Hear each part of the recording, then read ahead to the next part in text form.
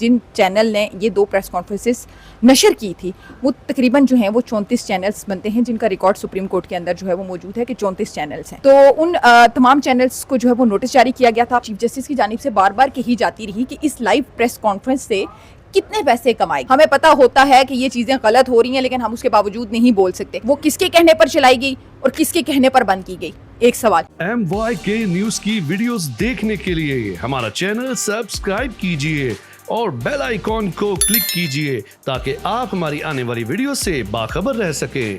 अस्सलाम वालेकुम नाजरीन, आपका मेज़बान तैयब गोंदल आपकी खिदमत में हाजिर है। इस वक्त मौजूद हूँ इस्लामाबाद सुप्रीम कोर्ट में। बात करेंगे, आज फैसल वाउडा ने गैर मशरूत माफ़ी मांग ली है और सुप्रीम कोर्ट में बाकायदा तौर पर माफ़ी कबूल कर ली गई है। हमारे साथ सीनियर जर्नलिस्ट मौजूद हैं, बात करेंगे इनसे।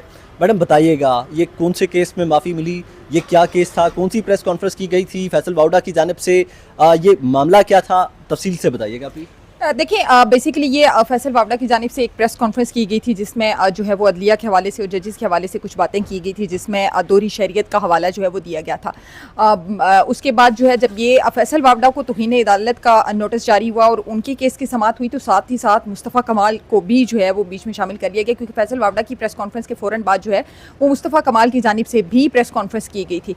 अब ये 2 प्रेस कॉन्फ्रेंसेस थी 2 पार्लियामेंटेरियंस से जिनको बेसिकली तौहीन अदालत के नोटिस जारी हुए। मुस्तफ़ा कमाल ने अपनी पहली ही हियरिंग में पहली दफ़ा जब वो पेश हुए तो उनकी जानिब से फौरी तौर पर गैर मशरूत जो है वो माफ़ी मांग ली गई थी अदालत के अंदर ही। फैसल वावड़ा की जानिब से पहली हियरिंग में जो जवाब जमा करवाया गया था उसमें माफ़ी नहीं मांगी गई और ये कहा गया कि उन्होंने ऐसी कोई बात नहीं की कि जिसको तौहीन अदालत में जो है वो कंसीडर किया जाए। लेकिन गुज़िश्ता रोज़ उनकी जानिब से एक तहरीरी जो है वो जवाब जमा करवाया गया जिसमें गैर मशरूत जो है वो माफ़ी मांगी गई। उसके बाद आज अदालत में खड़े होकर उनके वकील की जानिब से भी गैर मशरूत माफ़ी मांगी गई और अदालत ने दोनों फ्रीकैन की जो गैर मशरूत माफ़ी थी उसे कबूल कर लिया, मंजूर कर लिया और उसके बाद जो उनको नोटिस जारी किए गए थे वो वापस कर लिए गए। यहाँ पे इंपॉर्टेंट पॉइंट एक ये है कि जब फैसल वावड़ा और मुस्तफ़ा कमाल की प्रेस कॉन्फ्रेंस जिन चैनल ने ये 2 प्रेस कॉन्फ्रेंसेस नशर की थी वो तकरीबन जो हैं वो 34 चैनल्स बनते हैं जिनका रिकॉर्ड सुप्रीम कोर्ट के अंदर जो है वो मौजूद है कि 34 चैनल्स हैं अगर हम कोट करें सुप्रीम कोर्ट को। तो उन तमाम चैनल्स को जो है वो नोटिस जारी किया गया था। आप मीडिया चैनल्स की जानिब से आज वकील फैसल सिद्दीकी तमाम 34 चैनल्स को नोटिस जारी किए गए। बिल्कुल, गुज़िश्ता समाअत पर इनको सिर्फ नोटिस जारी किए गए थे। आज जो 24 उनमें से चैनल्स थे उन्होंने बतौर वकील जो है वो फैसल सिद्दीकी साहब को हायर किया और उन्होंने आज अदालत में जो चैनल्स का मौक़िफ़ था वो सामने रखा।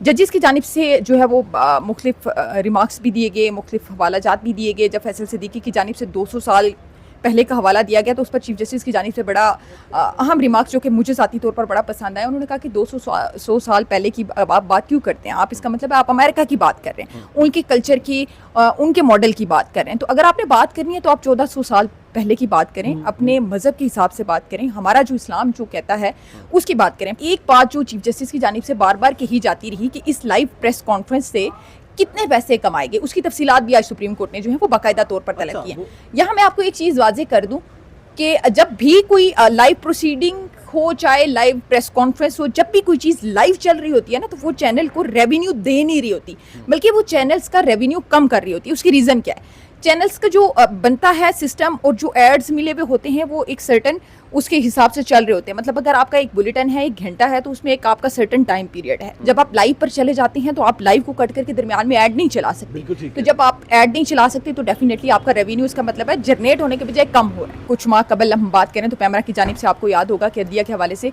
2 नोटिफिकेशंस जो है वो जारी किए थे कोड ऑफ कंडक्ट के हवाले से कि आप प्रोसीडिंग्स नहीं चला सकते, सिर्फ फैसले चला सकते हैं। उस पर भी चीफ जस्टिस की जानिब से मुख्तलिफ केसेस की समातों के दौरान उस पॉइंट को रेस किया गया कि आप इस पर पाबंदी नहीं लगा सकते, प्रोसीडिंग्स जो हैं वो चलनी चाहिए, दिखानी चाहिए। 34 चैनल्स को शोकस नोटिस जो हैं वो आज जारी किए गए हैं जिसमें आप कह लें कि आप कंटेम्प्ट ऑफ कोर्ट के जो नोटिस हैं वो आज जो है वो 34 चैनल्स को जारी किए गए हैं।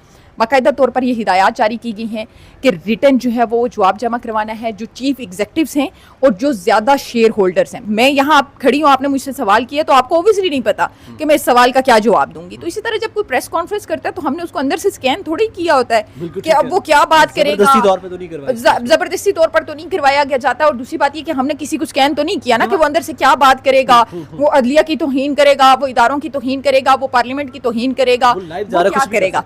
ये काम है जो प्रेस कॉन्फ्रेंस कर रहा है, स्पेशली पार्लियामेंटेरियंस है ना, आप उनसे भी पूछें माफी कैसे मिल सकती है मैडम? देखिए, माफ़ी तो गैर मशरूत, तौहीन अदालत पे तो गैर मशरूत माफ़ी मिलती है, लेकिन सवाल ये पैदा होता है कि आप उनसे पूछे तो सही कि आपने जो प्रेस कॉन्फ्रेंस की जजेस की दोहरी शहरियत के हवाले से, आप इसके कानून से वाकिफ़ हैं? क्या ये कानून जजेस के ऊपर लागू होता है जो पार्लियामेंटेरियंस के ऊपर लागू होता है कि वो दोहरी शहरियत नहीं रख सकते, वो जजेस के ऊपर लागू होता है कि नहीं होता? एक बंदे को कानून का ही नहीं पता, वो अगर मुंह उठा के प्रेस कॉन्फ्रेंस कर रहा है तो वी आर नॉट रिस्पॉन्सिबल। उन्होंने बात की, वो उन्होंने माफी मांगी, उन्हें माफी मिल गई। अब मीडिया चैनल्स उनको कहा जा रहा है कि आपने ये पब्लिश क्यों किया?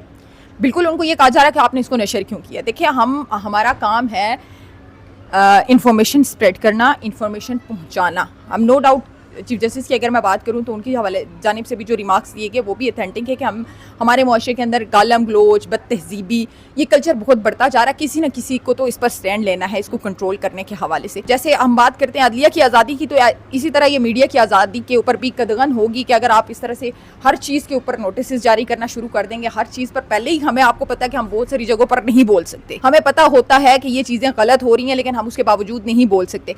फिर ये भी एक सवाल है कि प्रेस कॉन्फ्रेंसेस जब चलती हैं, जब चीफ कमिश्नर रावलपिंडी की प्रेस कॉन्फ्रेंस हुई तो वो पूरा दिन चलती रही, तो वो शाम ढले एकदम वो प्रेस कॉन्फ्रेंस कैसे गायब होगी स्क्रीन के ऊपर से? वो किसके कहने पर चलाई गई और किसके कहने पर बंद की गई? एक सवाल। फिर इसी तरह अगर आपको कहीं पर कोई डाउट है कि किसी के कहने पर कोई इस तरह की प्रेस कॉन्फ्रेंसेस जो हैं वो चलाई जा रही हैं, तो उसके ऊपर आप ज़रूर काम करें। लेकिन सिर्फ ये कह देना कि मीडिया ने वो प्रेस कॉन्फ्रेंसेस क्यों चलाई और डिले क्यों नहीं था और ये सारी चीज़ें, मेरे ख्याल से ये बड़ा मुश्किल है एक मैकेनिज्म बनाना कि भाई आप कैसे हम जस्टिफाई करेंगे कि एक बंदा प्रेस कॉन्फ्रेंस कर रहा, हो सकता है वो कोई अच्छी बात भी कर रहा हो। जो भी कोई कंडक्ट होता है, ये लिखी पड़ी सी बात है कि आपकी कहे हुए अल्फाज के जिम्मेदार आप हैं, मेरे कहे हुए अल्फाज की जिम्मेदार मैं हूं। चाहे वो आपके चैनल पर चल रहे हैं, चाहे किसी और चैनल के ऊपर चल रहे हैं, जिसके अल्फाज हैं उसका रिस्पॉन्सिबल वो है, इदारा रिस्पॉन्सिबल नहीं होता ना। या तो हम ठीक है अपनी तरफ से मिर्च मसाला लगा रहे हैं, जी फैसल वावडा ने कहा तो बिल्कुल ठीक है, इससे बेहतरीन कोई बात नहीं है, जो फैसल वावडा ने कहा वही है, और इसी तरह जो है वो जजेस पे ऊपर हम इल्जामात लगाते तो देन जो है वो हमसे पूछा जा सकता था। लेकिन बहरहाल कुछ चीज़ें जो हैं वो हमें, जिन्होंने इल्जामात लगाए उनको क्या मक्खन में से बाल की तरह निकाल दिया गया है इस केस में से परमानेंटली, या अभी उनको भी इस केस में शामिल तफ्तीश किया जाएगा? देखिए, शामिल तफ्तीश तो नहीं है क्योंकि ये पुलिस के पास तो केस नहीं है, ओबियसली सुप्रीम कोर्ट के पास केस है, लेकिन सुप्रीम कोर्ट चूँकि उनको क्लीन चिट दे चुका है, उनकी जो माफ़ीनामा था वो कबूल किया जा चुका है और उसके बाद उनके जो नोटिस थे वो वापस हो चुके हैं। यानी कि अब इस केस बेसिकली जो मेन केस था, मेन केस तो फैसल वावडा और मुस्तफ़ा कमाल का था ना, अब वो दोनों इस पर से बरी हो चुके हैं और जो चलाने वाले थे वो जो है वो फंस गए। यानी कि आप ये समझ लें कि कत्ल करने वाला जो वो बच गया और जो देखने वाला था, जो बेचारा देखने वाला था और या जो रिकॉर्ड करने वाला था वो अब पकड़ा गया और वो अब मारा गया। बस यही समझ। बहुत शुक्रिया, बहुत शुक्रिया। सीनियर जर्नलिस्ट आसिया हमारे साथ मौजूद थी, टेलन न्यूज़ की सीनियर कॉरेस्पॉन्डेंट है हमारे साथ इस वक्त। सुप्रीम कोर्ट से आपको बताएं कि ये तफसीलात बता रही थी फैसल वावडा के हवाले से कि उनके साथ अदालत ने उन्हें जो है वो गैर मशरूत माफ़ी दे दी है, क्लीन चिट मिल गई है और बाकायदा तौर पर ये जी आज का सारा सिनेरियो है, सारा मलबा जो है वो इस्लामाबाद के मीडिया पर डाल दिया गया है, पाकिस्तानी मीडिया पर डाल दिया गया है। अपने मेज़बान तैयब गोंदल को इजाज़त दें। अल्लाह निगहबान।